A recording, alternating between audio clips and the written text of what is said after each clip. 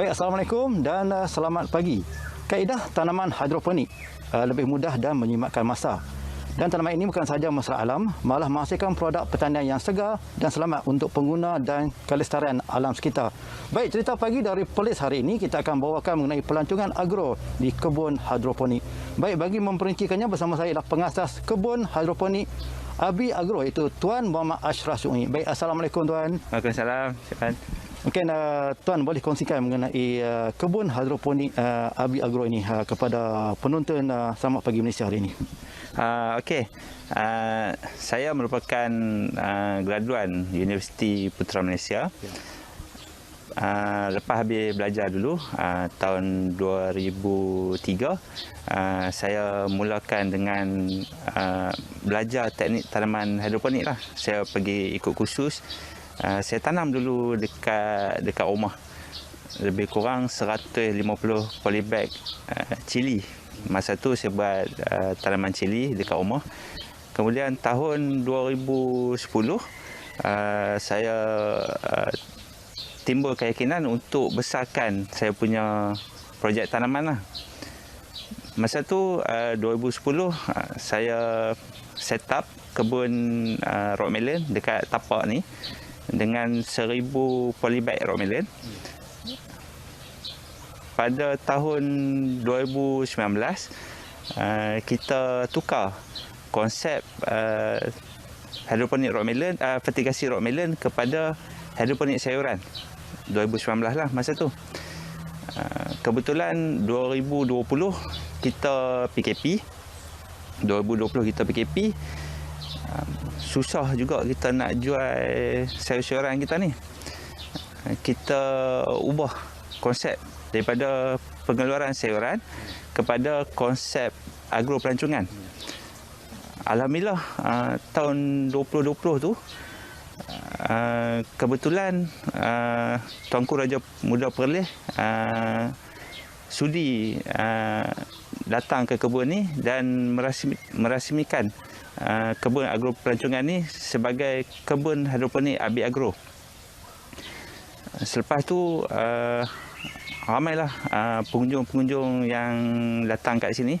Kita nampak mereka macam sukalah aktiviti yang ada dekat sini.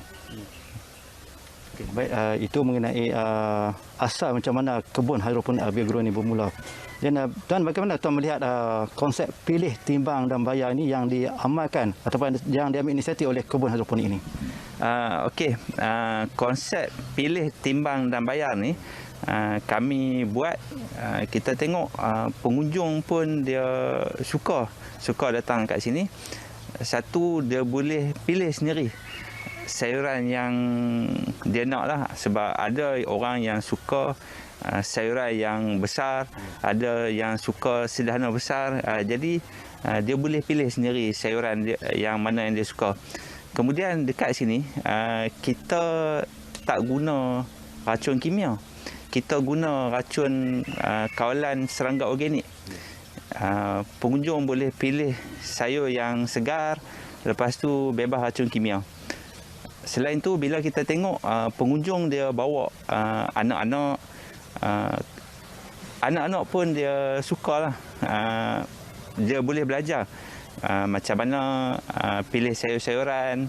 Dia boleh harvest sayur-sayuran tu sendiri. Selain tu, dekat sini kita juga ada ikan.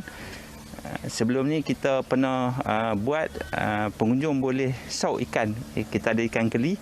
Pengunjung sauk ikan keli, pilih ikan keli yang dia nak, kita timbang, lepas tu dia terus boleh bayar. Konsep ni alhamdulillah saya nampak menarik minatlah orang untuk datang ke kebun ni. Baik, itu mengenai idea yang dicetuskan oleh kebun hidroponik. Baik, bagaimana pula Tuan melihat masyarakat yang di luar sana yang ingin mencuburi bidang hidroponik ini? Bagi saya hidroponik ni dia memudahkan. Walaupun kos awal tu agak tinggi, tapi kos pengurusan dia tu memang rendah. berbanding dengan teknik yang lain. Cuma hidroponik ni bila kita tanam sayuran daun, dia punya harga taklah terlampau mahal. Tapi bagi saya bila pengurusan kita tu mudah, sebab tu saya pilih hidroponik. Untuk orang lain yang berminat tanam secara hidroponik ni, kalau nak mulakan dengan kecil-kecilan di rumah pun boleh juga. Tanam dulu sikit dekat rumah, belajar macam mana sistem hidroponik ni berfungsi, keperluan air dia macam mana, keperluan baja dia macam mana, keperluan cahaya dia macam mana. Kemudian bila dah yakin, insyaAllah boleh besarkan projek hidroponik tu secara besar-besaran, sebab dia memang memudahkan dengan teknik hidroponik ni. Baik, terima kasih Tuan atas perkongsian itu tadi. Baik, masyarakat perlu mencuburi tanaman hidroponik kerana dia bukan saja menghasilkan sayuran yang lebih segar, malah dia membantu melestarikan alam sekitar. Itu saja yang dapat saya kongsikan mengenai cerita pagi dari Perlis hari ini. Kita kembali bersama rakan penyampai di Angkasa Pura.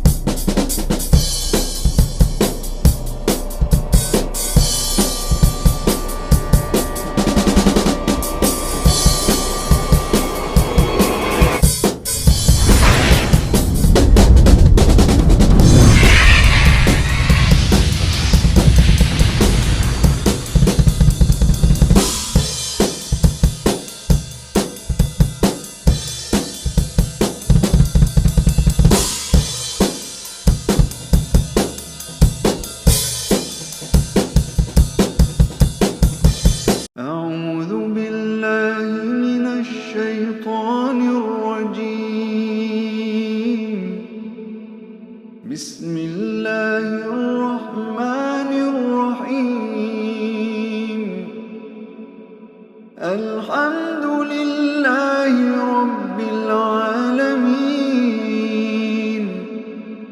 الرحمن الرحيم مالك يوم الدين إياك نعبد وإياك نستعين اهدنا الصراط المستقيم صراط الذين أنعمت عليهم غير